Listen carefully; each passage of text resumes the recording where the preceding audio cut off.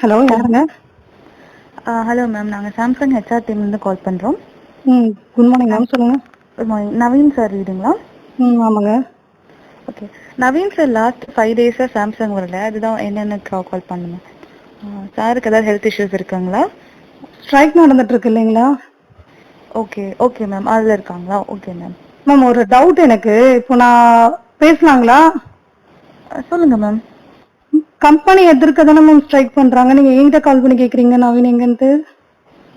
இல்லை மேம், நாங்கள் லாஸ்ட்டு 5 டேஸாக எம்ப்ளாயீஸ்க்கு ஏதாவது ஹெல்த் இஷ்யூஸ் இருக்கான்றதுக்காக கன்ஃபார்ம் பண்ணிவிட்டு அவங்களுக்கு சப்போர்ட் பண்ணுறதுக்காக நான் கேட்டுட்ருக்கோம் மேம். அப்படிங்களா? இப்போ நீங்க ஹெச்ஆர் டீம்ல இருந்து தானே மேம் கால் பண்றீங்க? ஆமாம் மேம். மேம் எனக்கு நிறைய கொஸ்டின்ஸ் இருக்கு, நான் கேட்கணும். நான் அதை சொல்லுங்கள் மேம். மேம் என்னுடைய ஹஸ்பண்ட் வந்து 12 இயர்ஸா 13 இயர்ஸா ஒர்க் பண்றாங்க அங்க. Okay ma'am.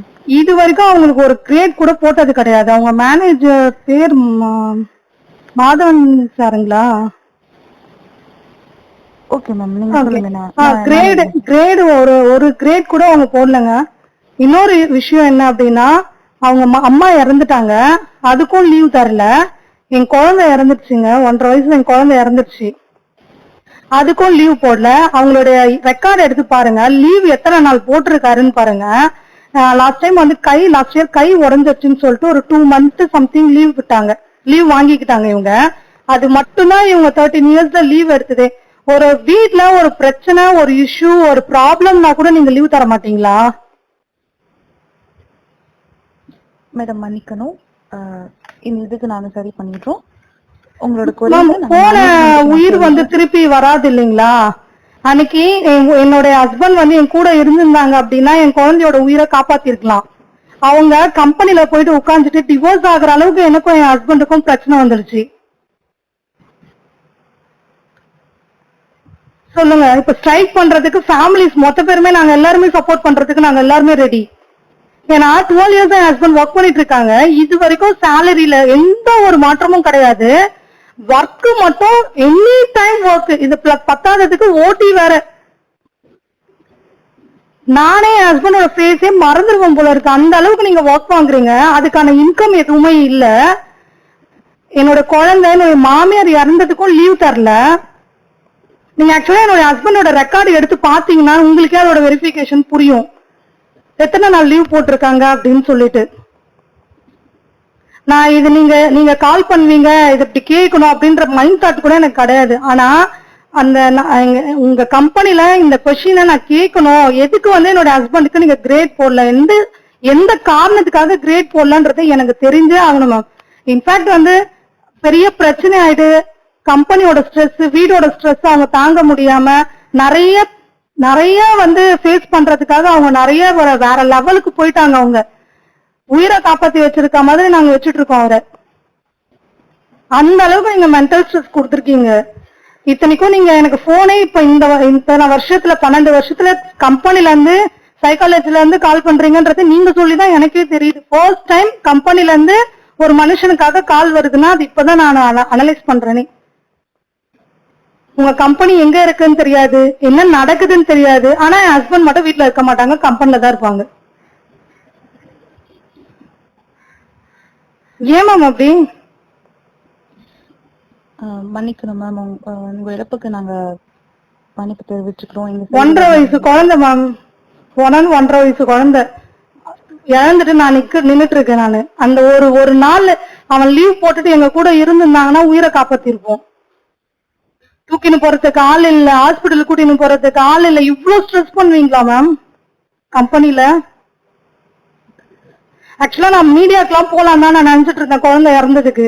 இவங்கதான் வேண்டாம் வேண்டாம்னு சொல்லி வீட்டுல இருக்கிறவங்க எனக்கு காம்ப்ரமைஸ் பண்ணி, அதுக்கப்புறம் தான் நான் சரி ஓகே வேண்டான்னு சொல்லிட்டு நான் விட்டேனே. அதுக்கப்புறமும் கம்பெனி வேண்டாம் எவ்வளவோ சொல்லிட்டேன் நானு. இல்ல இத்தனை வருஷம் நான் ஒர்க் பண்ணிருக்கேன் அப்படின்னு சொல்லிட்டு அவங்க போனாங்க. நான் மீடியா லெவல்ல போலானே. நான் இந்த இஷ்யூலாம் இப்ப என்ன ஸ்ட்ரைக் பண்றப்ப எங்க ஃபேமிலியில கூப்பிட்டாங்கன்னா நான் கண்டிப்பா வந்து சொல்வேன். மீடியாலே நான் வந்து சொல்லலாம் தான் இருக்கேன். என் குழந்தைய நீங்க திருப்பி தர முடியுமா? அதுக்கான இழப்பீடு கூட இல்ல. போன் பண்ணி 2 நாள்ல வந்து கம்பெனிக்கு ஜாயின் பண்ணுங்க, ஏன் வரலன்னு கேக்குறீங்க.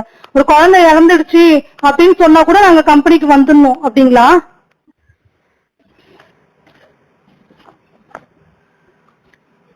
சொல்லுங்க மேம். மன்னிக்கணும் மேம்.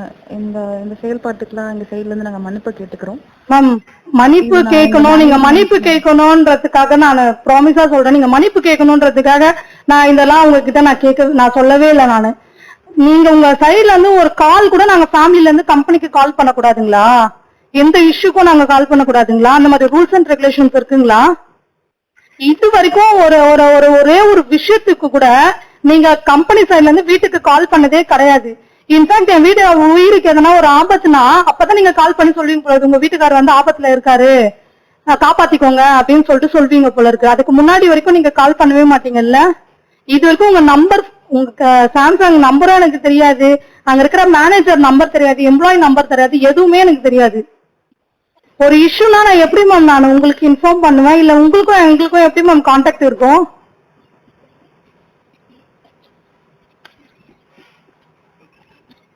நீங்க இப்ப மன்னிப்பு கேட்கணும், நீங்க அதை வந்து அனலைஸ் பண்ணணும்ன்றதுக்காக நான் சொல்லல. எங்களோட ஆதங்கம் தான் இப்ப அங்க ஸ்ட்ரைக்ல போயிட்டு இருக்கு.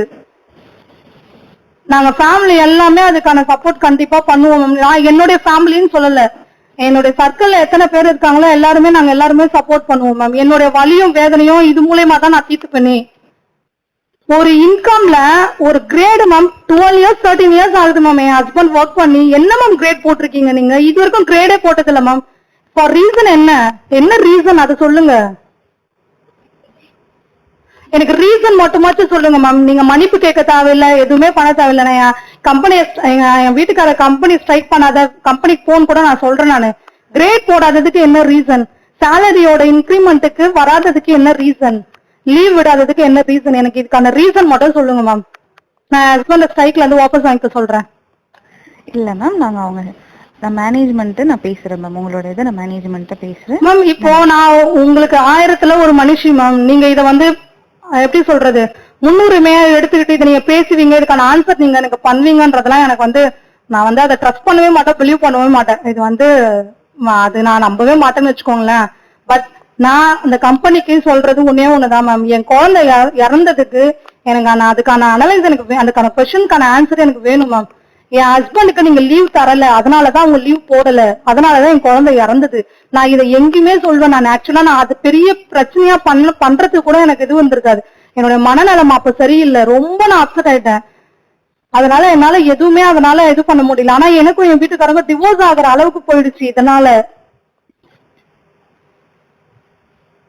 நீங்க கம்பெனில இருந்து நிஜமாவே சொல்றேன், இது வரைக்கும் ஒரு கால் பண்ணி என்ன ஏதுன்னு கேட்டிருப்பீங்களா மேம்? மழை வரட்டும், இடி இடிக்கட்டும், ஸ்ட்ரைக், அந்த எங்க ஊரெல்லாம் ஸ்ட்ரைக் பண்ணாலும், ஆறா ஓடினாலும் கம்பெனிக்கு வரணும். அதை வந்து நீங்க அவங்களுக்குள்ள விதைச்சிட்டு இருக்கீங்க.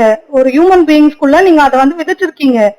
நீங்க இந்த மாதிரி எல்லாம் கம்பெனிக்கு வந்துட்டு ஆட்டோமேட்டிக்கா நீங்க இப்படி வந்துடணும் அப்படின்னு சொல்லிட்டு வெடிகால எழுந்துக்கிறாங்க, அவங்க பண்ணு கிளம்புறாங்க, நைட்டு நாங்க எல்லாரும் தூங்குனதுக்கு அப்புறம் வராங்க. எப்படி மேம் அவங்க ஃபேஸ் நாங்க பார்ப்போம்? எப்படி மேம் டைம் ஸ்பெண்ட் பண்ணுவோம்? வீட்டுல இருக்கிற பிரச்சனை எப்படி மேம் சொல்லுவோம்? நாளைக்கு எவனாவது ஒருத்தவங்க அடிக்க வந்தா கூட காப்பாத்துறதுக்கு இவங்களுக்கு போன் பண்ணா கூட எடுக்க மாட்டாங்க போல இருக்கு. அந்த அளவுக்கு ஒரு ஒரு ஹியூமன் பீயிங்ஸ் வந்து கட்டுப்படுத்தி வச்சிருக்கீங்க மேம். நீங்க இதெல்லாம் ரெக்கார்டு கூட பண்ணிட்டு அங்க இருக்கிறவங்க கிட்ட போட்டு காமிச்சு எனக்கான ஒரு கொஸ்டினுக்கான ஆன்சர் தயவு செய்து சொல்லுங்க. நான் இதை மேனேஜ்மெண்ட்டை நான் அதை சொல்றேன் மேம். கால் எடுத்ததுக்கு நன்றி.